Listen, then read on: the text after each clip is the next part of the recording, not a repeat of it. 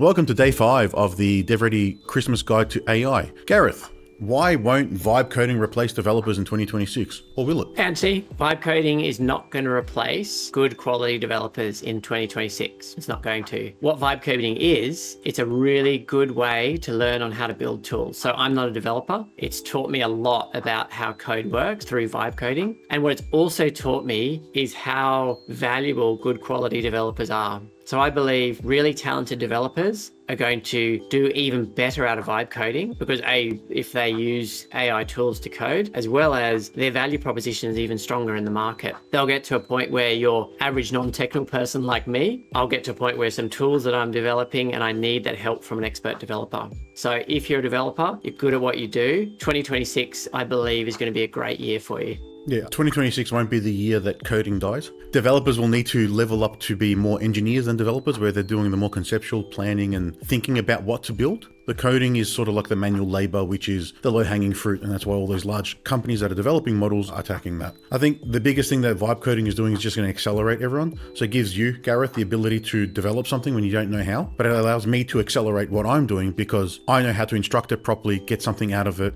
If it has a problem, I can fix it myself and move forward fast. So the real difference next year is going to be how efficient can a developer be if you've got one in your organization? Because these models are getting better every day. I think, was it Claude Opus 4.5 a couple of weeks ago was released. It's now considered a medium developer or mid-term developer, not a junior. So everyone's now got that ability. So your ideas can come to fruition a lot easier.